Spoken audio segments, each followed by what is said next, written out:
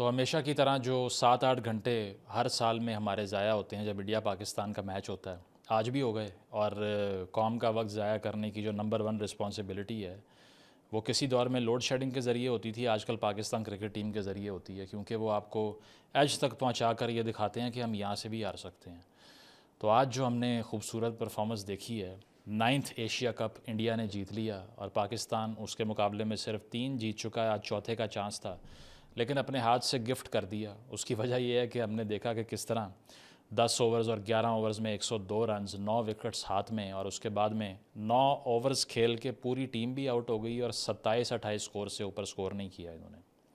Historic collapse in the history of the game at this level में भी, कि एक टीम ऐसा स्टार्ट लेकर इस तरह कोलैप्स कर जाए। और जो सबसे बेहतरीन किरदार इस पूरी एपिसोड में एशिया कप में प्ले किया वो सलमान अली आगा ने किया, जिनके बारे में ये तो चलें आपको शायद ना समझ आए कि वो टीम में क्या कर रहे हैं, क्योंकि T20 टीम में उनकी दूर दूर तक तकरीबन 100-200 मील तक भी उनको करीब नहीं आने देना चाहिए, लेकिन उसके बावजूद उन्हें कप्तान बना रखा है। ये किसको समझ आएगी मुझे नहीं पता।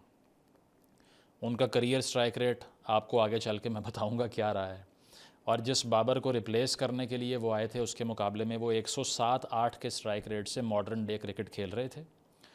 और जो उनकी लेजेंडरी डिसीजन मेकिंग आज हमने देखी है, जिसमें जब वो देखते हैं कि सारा मोमेंटम बना होता है, तो पिछले मैच में इंडिया के अगेंस्ट हुसैन तलत को भेजने के बाद खुद आ जाते हैं। और आज भी वो खुद ही ट्राई करते हैं। वो कहते हैं छोड़ो हारिस को, बेशक वो भी नहीं चल रहा, और शाहिनशाह को भी छोड़ो, कैमियो खेल के चला भी जाता तो इसमें क्या है। मैंने तो अपने 30-40 बनाने हैं ताकि मैं जस्टिफाई करूं अपनी बैटिंग को, लेकिन वो आते हैं और दोबारा से चंद ओवर्स एब्जॉर्ब करके आसमान का नज़ारा करा के कैच दे के चले जाते हैं। फिर बॉलिंग परफॉर्मेंस की अगर हम बात करें तो इस हिस्टोरिक कोलैप्स के बाद कुछ ना कुछ उम्मीद वहाँ से हुई, और उसमें आप देख लें कि 17th ओवर में उन्होंने हारिस रऊफ़ को ओवर दे दिया। और अबरार का स्पेल जो कि अपनी पीक पर जा रहा था, प्रेशर मेंटेन था, बेवजह उसको डिसकंटिन्यू कर दिया। और ये मैं नहीं कह रहा, ये कमेंटेटर्स कह रहे हैं कि horrible decision, biggest error of the game, और बिल्कुल माइंडलेसनेस हमेशा की तरह। So we continue the tradition of losing to India in these matches. उसकी वजह यह है कि जिस किसी को भी उम्मीद थी, ये तो आज इंडिया की तरफ से पूरी कोशिश की गई है कि वो मैच हार जाएं। अदरवाइज़ ये this match was not there in the first place, क्योंकि जब आप 30-35 रन आखिरी 10 ओवर्स में करके 9 खिलाड़ी आपके आउट हो जाएं, उसके बाद मैच नहीं बचता। But I don't know why they came so much under pressure कि 4 विकेट्स गिरा के 18वें ओवर तक they had 6 wickets in hand, उसके बावजूद इतने प्रेशर में वो खेले हैं। वो और बात है कि इस वजह से आपको लगा कि शायद कंपटीशन मेंटेन हो गया, but we never had any competition with them. उसकी वजह है कि प्रॉब्लम्स जो हैं हमारी वो डीप रूटेड हैं। हमारे उनकी तरह का रणजी ट्रॉफ़ी खेल के या आईपीएल खेल के आने वाला लड़का नहीं है, बल्कि हमारे यहाँ तो वो है कि जिसकी जगह भी नहीं ना होती टीम में, उसको उठा के कप्तान बना देते हैं। यही किसी दौर में अज़हर अली साहब के साथ हमने किया था, यहाँ पर भी हमने यही किया है।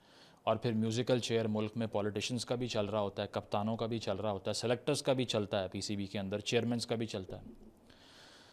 तो ये चीज़ें जनाब कि आज की जो परफॉर्मेंस है, इस पे अब क्रिकेट के तजिए करना तो हमारा काम नहीं है, लेकिन जो डीप रूटेड इश्यूज़ हैं जो बोर्ड के अंदर, और इसके साथ साथ ये कि जो कौम रिपीटेडली ये एक्सपेक्ट करती है कि नहीं आज शायद कुछ कर दें, आज जो है वो कुछ हो जाएगा, तो उसकी वजह ये है कि ऑन पेपर जो आपकी स्ट्रेंथ है, स्ट्रेटिजिक स्ट्रेंथ, उसके ऊपर ही मैचेस जीते जाते हैं ना।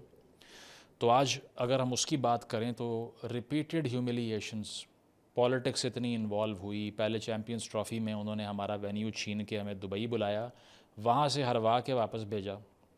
इस बार उन्होंने प्रेस कॉन्फ्रेंसेस के अंदर ये बोला कि हम अपनी फ़ौज को विन डेडिकेट करते हैं, पहलगाम टेरर अटैक का नाम ले लिया, हैंडशेक करने से इनकार कर दिया। उसके बावजूद ह्यूमिलिएशन क्यों?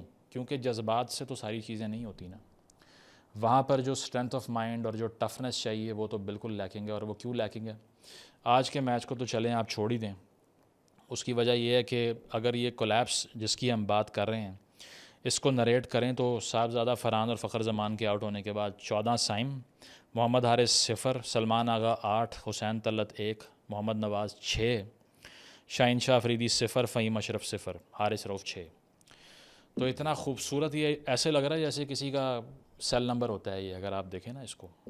तो ये कमाल करने के बाद पूरे टूर्नामेंट का अब पता है क्या होगा, अब हर कोई बड़ा मुतमईन प्ले करेगा। चेयरमैन पीसीबी मोहसिन नकवी साहब भी कहेंगे चलें हम फाइनल में तो हारे हैं ना क्लोज मैच खेल के, लेकिन आपके पल्ले क्या है, एक श्रीलंका से मैच आपने जीता और वो भी किस तरह जीता, लोअर ऑर्डर में आके 30-40 रन करके बॉलर्स ने आपको फंसवा के दे दिया। बांग्लादेश के अगेंस्ट आपसे पावर प्ले में कुछ नहीं हुआ, वो भी आपको डोमिनेट करते रहे। कोई एक कन्विंसिंग विक्ट्री बता दें जो आपको मिली हो, नहीं। टीम तो वो होती है जो मैदान में उतरे और लोग कहेंगे ये फेवरेट्स हैं। तो बांग्लादेश को हराने के बाद ऐसे हवाओं में मुक्के लहराए जा रहे थे जैसे पता नहीं पीक ऑस्ट्रेलिया हार गई होती है। तो ये मीडियोक्रिटी कहाँ से आई, इसकी बेसिस क्या हैं, इसके लिए आज के मैच से आगे बढ़ के ज़रा डीपर इश्यूज़ की बात करते हैं। अब आज के मैच की तो हमने बात कर ली, लेकिन जहाँ पर ये बॉयकॉट वाले ड्रामे की अगर हम डिस्कशन करें तो पहले इंडिया की तरफ से बॉयकॉट मूवमेंट की बात की जाती रही। बहुत से लोगों ने वहाँ पे पॉलिटिकल लोगों ने भी ये बात की कि मैच नहीं खेलना चाहिए। मैसेज ने प्रोटेस्ट किया, एहतजाज हुए कि ये किसी सूरत ये इंगेजमेंट नहीं होनी चाहिए। अभी रिसेंटली जो सिंगर हैं दिलजीत दोसांझ, उन्होंने अपने एक म्यूज़िकल कंसर्ट पर भी स्टेज पर ये बात की कि मेरी जो फ़िल्म थी हानिया आमिर के साथ वो तो जंग से पहले शूट हुई, इसीलिए रिलीज़ हो गई, लेकिन अभी ये मैच क्यों खेल रही है फिर इंडियन क्रिकेट टीम पाकिस्तान के साथ, अगर वो इतने ही बुरे हैं, अगर उन्होंने यहाँ पर दहशतगर्दी करवाई है तो बात तो बिल्कुल ठीक है। लेकिन क्या वजह है कि ये बॉयकॉट का कल्चर, एक तरफ हाथ नहीं मिलाना, मैच भी खेलना है, पैसे भी कमाने हैं, ये इसी बैलेंस से चलता रहता है। वो इसीलिए कि क्रिकेट के अंदर सबसे बड़ी जो बाउंटी है ना, सबसे बड़ी जो लूट मार है, लूट मार उस तरह से नहीं मैं कह रहा कि किसी के पैसे चोरी कर लेना, बल्कि रेवेन्यू मेकिंग मशीनरी जो है वो है पाकिस्तान और हिंदुस्तान का मैच। इस मैच का जो प्राइस टैग है, सिर्फ जो आई बॉल्स होते हैं इस मैच के ऊपर, दुनिया भर से करोड़ों लोग इसको देखते हैं। 4-5-6 करोड़ लोगों का देखना तो कोई बात ही नहीं है इस मैच को, क्योंकि दोनों मुल्कों में आबादी बहुत ज़्यादा है।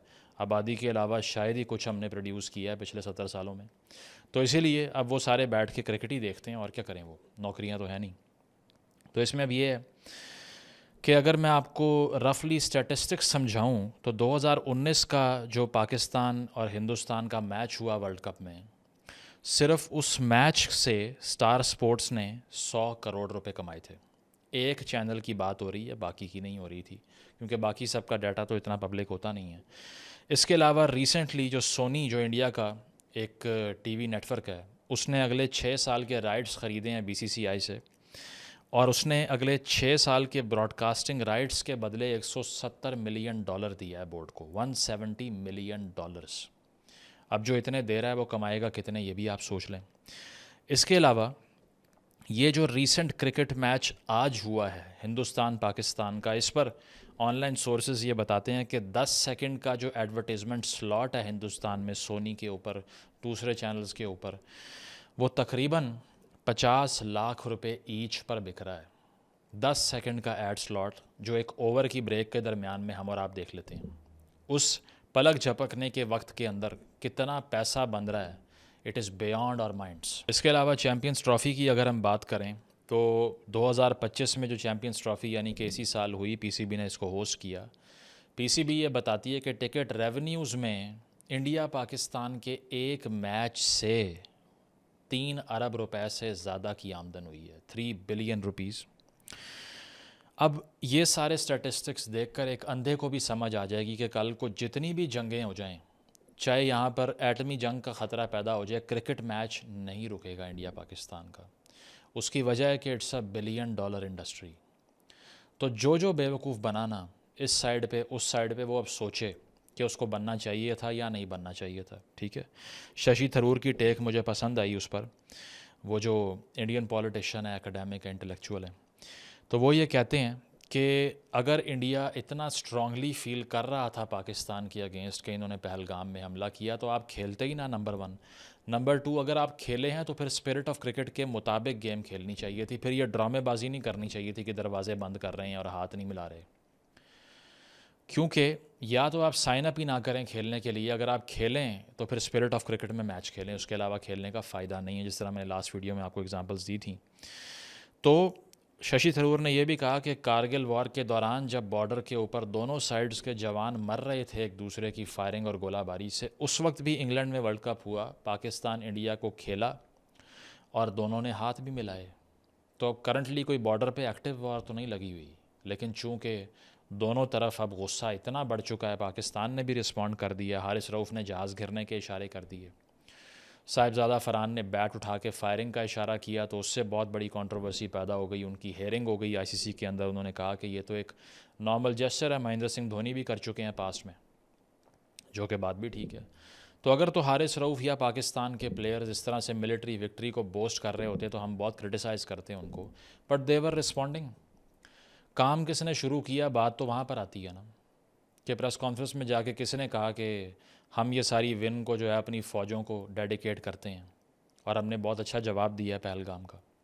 तो उसका फिर ये रिज़ल्ट है कि टॉक्सिसिटी फैल गई पूरे ग्राउंड के ऊपर, जो कि नहीं होना चाहिए। बैट और बॉल की जो एक कंपटीशन है उसको आपने एक्टिव जंग बना के रख दिया, तो इस जिंगोइज़म को ख़त्म होना चाहिए। अब आ जाएँ की टेक अवेज़ के ऊपर। तो पाकिस्तान जो एक चीज़ नहीं सीखता, चाहे वो जीते या हारे, उसके बावजूद ये टेक अवेज़ जो हैं हमें इसको सीरियसली इसीलिए लेना है कि ये हर मर्तबा नहीं होना चाहिए कि अनप्रडिक्टेबिलिटी ऑफ द टीम पे हम नाचते रहें और कहें कि ऐसी टीम है जिसके बारे में कोई नहीं सोच सकता ये क्या करेगी। ऐसा नहीं होना चाहिए। सोचना चाहिए कि ये टीम जीतेगी, ये है ही इस तरह की। वैसा होता क्यों नहीं है? क्योंकि शॉर्ट टर्मिज़म का इतना बड़ा मसला है। अब अगर मैं आपको बताऊं कि long term policy vision Pakistan का क्या है, तो किसी को भी नहीं पता क्रिकेट में। अगर हम ऑस्ट्रेलिया का डोमेस्टिक स्ट्रक्चर देखें या क्रिकेटिंग उनकी फ़िलासफ़ी देखें, वहाँ पर 5 ईयर स्ट्रेटेजिक प्लान्स होते हैं।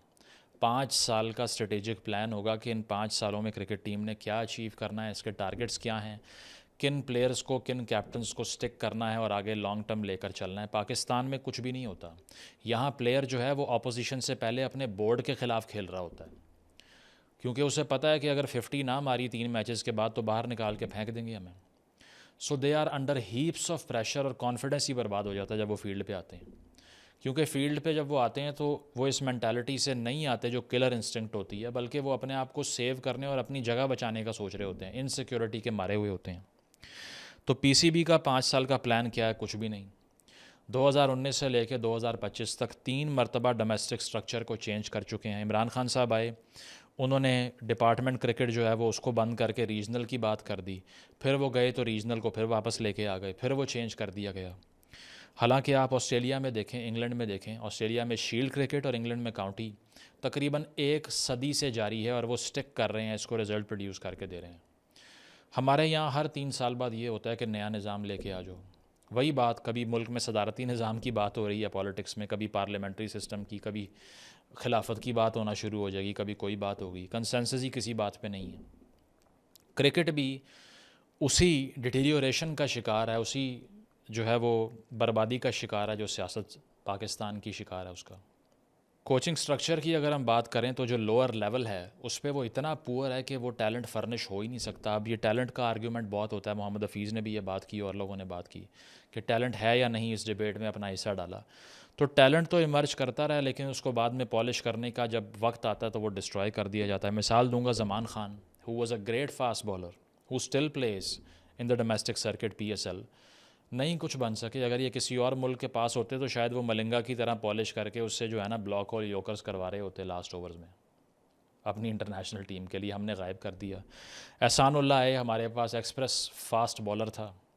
ही was tall and he used to run in, और बहुत डेंजरस किस्म का पेस और स्विंग करता था। शोल्डर की इंजरी हुई, बाज़ार से सर्जरी करा ली जाके, करियर ख़त्म हो गया। जुनैद खान के साथ हमने क्या किया, इतना टैलेंटेड लड़का था, वो भी ख़त्म कर दिया। बहुत से बैट्समैन भी इस तरह हम नहीं उनको वो कॉन्फिडेंस दे पाए। खालिद लतीफ़ की मिसाल है, शाहज़ेब की मिसाल है, ठीक है, तो शर्जील खान की मिसाल है। ये सारे प्रॉस्पेक्ट थे ना जो आपके, जो इतने मैसिव हिटर्स थे बॉल के, लेकिन इनको साइकोलॉजिकली ट्रेन नहीं कर पाए, तो इंटरनेशनल एक्सपोजर जब उनको मिला वो फ्लॉप हो गए, बैक नहीं किया उनको। तो ये इनकन्सिस्टेंसी जो है ये प्लेयर मोराल को इतना डाउन कर देती है। क्योंकि मुझे अगर पता है कि मैं मैचेस खेलने जा रहा हूँ, मुझे 4 साल बाद मौका मिला है और मेरे पास 2-3 मौके हैं, अगर मैंने ना अवेल किया बिल्कुल डिस्ट्रॉय हो जाऊँगा। फवाद आलम को आप देख लें, क्या बना उसका, क्या उसके टैलेंट को यूटिलाइज़ किया पाकिस्तान ने? नहीं किया। असद शफीक के टैलेंट को यूटिलाइज़ किया? नहीं किया। नाम लेता जाऊंगा तो बहुत देर हो जाएगी, लेकिन आपको पता है कि यहाँ पे होता क्या है। तो इसका मतलब ये है कि प्लेयर्स जो हैं वो बोर्ड से लड़ते हैं, ऑपोजिशन से नहीं लड़ते। और बोर्ड भी ऑपोजिशन के अगेंस्ट जीतने की पॉलिसी नहीं बनाता, प्लेयर्स को हंट करने की पॉलिसी बना रहा होता है। और इस वजह से एक इंटरनल बैटल में कंज्यूम हो जाती है पाकिस्तान क्रिकेट टीम सारी। और वो अप्रोच में भी आपको दिखाई देता है। अब स्ट्राइक रेट्स की अगर मैं बात करूँ, अब सलमान अली आगा साहब इस करंट एशिया कप के अंदर आज के मैच से पहले 5 मैच खेले, 45 रन बनाए, स्ट्राइक रेट क्या है 76 का स्ट्राइक रेट है। ये कप्तान है टीम का जो कि मॉडर्न क्रिकेट खेलने आया था। और पिछले मैच में भी 23 बॉलों पे 19 स्कोर किया। वो तो आपको पता है कि किस तरह से पाकिस्तान ने लास्ट मोमेंट पे जाके बैटिंग से 50-60 रन एक्स्ट्रा किया, बांग्लादेश नीचे लग गया, अदरवाइज़ उसमें भी हार गए थे आप। साइम अयूब की आज के मैच से पहले की परफॉर्मेंस 6 इनिंग्स में 23 रन, 23 रन्स किए सिर्फ। स्ट्राइक रेट क्या है 85 का, जो सबसे ज़्यादा हमारा डेंजरस बैट्समैन था। पावर प्ले का पाकिस्तानी टीम का एवरेज स्कोर क्या है 44, 36 बॉलों पे 44, और ये मॉडर्न डे क्रिकेट खेलने के लिए आए थे। T20 के पूरे करियर में सलमान आगा का स्ट्राइक रेट है 118, और जिसको वो रिप्लेस कर रहा है वो बाबर आजम है जिसका स्ट्राइक रेट था 130। तालियां बजाएं अब। शाहीन शाह अफरीदी की बैटिंग का स्ट्राइक रेट 200 से ऊपर रहा है इस बार, जो आपके जो प्राइम के बैट्समैन हैं उनसे भी ज़्यादा है। तो हर चीज़ ही गंगा उल्टी बह रही है यहाँ पे। फिर ये है कि अकाउंटेबिलिटी नहीं है बोर्ड के अंदर। अब रिसेंटली ऑडिटर जनरल की एक रिपोर्ट आती है जो कहती है कि फाइनेंशियल इरेगुलरिटीज़ जो हैं पाकिस्तान क्रिकेट बोर्ड में पिछले 2 सालों में $21 मिलियन की, according to this report, not me, spot हुई हैं। $21 मिलियन की इरेगुलरिटीज़, जिसमें non recovery of outstanding sponsorship जो है, यानी कि स्पॉन्सर से जो नॉन रिकवरी का एक पूरा मैग्नीट्यूड है वो $18 मिलियन का है। तो इससे भी आपको पता चलता है कि अकाउंटेबिलिटी भी कोई नहीं है। किसी भी कोच को बुला के जितने मर्जी पैसे दे दो, परफॉर्मेंस एनालिसिस करवाओ, ना बिठाई रखो, निकाल दो। कौन लाया था, क्यों किया, क्या रिजल्ट प्रोड्यूस हुआ, किसी से सवाल नहीं होगा उसका। हारते जाएं, अमेरिका से हार जाएं, इंग्लैंड से हार जाएं, जिम्बाब्वे से हार जाएं, बांग्लादेश से हार जाएं, कोई सवाल नहीं करेगा आपसे क्या हो रहा है, 5 साल प्लान क्या है, कोई सवाल नहीं करेगा। शाहीन को लाओ, उसको निकाल दो, रिजवान को लाओ, उसको निकाल दो, बाबर को लाओ, उसको निकाल दो, अब सलमान आगा को लाओ, देखो कब तक चलता है ये। 3 चेयरमैन बदले पिछले 4 सालों में, और सिलेक्शन कमेटियाँ तो दर्जनों बदली। तो रिज़ल्ट फिर क्या होता है, वो बहुत बुरा ही होता है रिज़ल्ट। और दूसरा ये है कि प्लेयर को साइकोलॉजिकली इतना टफ़ नहीं कर पाते कि वो बड़े मोमेंट्स में या फिर एक साइकोलॉजिकल अप्रोच के साथ मैच जीते, ना कि सिर्फ अपने रॉ स्किल के साथ तुक्का लग गया तो ठीक है, वरना नहीं। उसकी वजह ये है, शहरियार ख़ान की किताब मैंने पहले भी रेकमेंड की थी, क्रिकेट कॉल्टन, ज़रूर पढ़ें आप सब। उन्होंने पाकिस्तान क्रिकेट बोर्ड का जो रॉट है ना उसको स्पॉट किया है। And I salute the man for saying and writing things which is very difficult to say or write in today's Pakistan, क्योंकि आपको पता है कि उसके बाद में फतवेबाजी शुरू हो जाती है। तो ये जो फ़िरका वारियत टीम के अंदर फैली हुई थी ना, इस पे शहरियार ख़ान ने जो बातें की हैं वो पढ़ने के लायक हैं। और वो ये भी लिखते हैं कि कोई क्रिकेटर पाकिस्तान का किताब नहीं पढ़ता। अब आप कहेंगे उन्होंने पेपर तो नहीं लिखने हैं, यूनिवर्सिटी में पढ़ाना तो नहीं है, लेकिन किसी भी फील्ड में अगर आप उस फील्ड की रेलेवेंट लिटरेचर को नहीं पढ़ रहे तो आप स्टूपिड ही रहेंगे। आपका रॉ टैलेंट आपको बहुत देर तक साथ नहीं दे सकता, उसकी एक लिमिट होती है। उसके बाद में फर्निश टैलेंट चलता है सिर्फ, वरना आप मारे जाते हैं। मिसाल देता हूँ, जो दुनिया क्रिकेट को रूल करने वाले मुल्क हैं जिसमें इंडिया है, ऑस्ट्रेलिया है, इंग्लैंड है, उनके जितने प्लेयर्स होंगे ना, उनकी अप्रोच आपको किसी हद तक पहले की अप्रोच पढ़ने के बाद डेवलप होती हुई दिखाई देगी। दे यूज़ टू रीड बुक्स। मिसाल देता हूँ, राहुल द्रविड़ की, हिस्ट्री में मैसिवली इंटरेस्टेड थे और साइकोलॉजी पढ़ा करते थे। ही यूज़ टू लव बुक्स। उनके इंटरव्यू सुनिए जाके। शेन वॉटसन की मिसाल देता हूँ, स्पोर्ट्स साइकोलॉजी के पैशनेट रीडर थे, किताबें कोट करते थे अपने इंटरव्यूज़ में। स्टीव वॉ की बात करूँ तो वो राइटर भी थे, ट्रैवल डायरीज़ लिखते थे, and he use to love reading and writing. ठीक है, चलें आप गोरों को छोड़ दें। संगाकारा की मिसाल देता हूँ, जो श्रीलंका के एक प्राइम लेफ्ट हैंडेड बैट्समैन रह चुके हैं। MCC स्पिरिट ऑफ क्रिकेट का उनका लेक्चर सुन लें जाके, एकेडमिक रेफरेंसेस से भरपूर है, and he loves reading as well. इतना आर्टिकुलेट आदमी है, और इसीलिए उसकी जो अप्रोच थी बैटिंग को लेके वो भी प्रॉपर साइंस थी। उससे जान छुड़ाना अजाब बन जाया करता था whenever he used to bat. हमने यहाँ पे क्या पैदा किया, मिनोस, छोटे दिमाग। क्रिकेट में सिर्फ एक अचीवमेंट इमरान खान की क्यों है, उसका एक्सपोजर बड़ा था। He had better comprehensibility and better IQ if compare to the other mediocre cricketing minds of Pakistan. That's why he could win you a World Cup, which you did not do from 92 till 2025.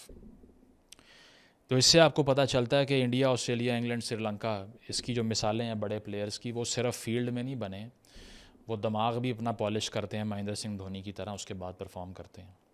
तो take अवेज़ यही हैं कि हमें 5 साला plan में काम करना है। हम जीतें या हारें हैं, जो भी हुआ है हमारे साथ, इसको भूलना पड़ेगा, आगे बढ़ना पड़ेगा।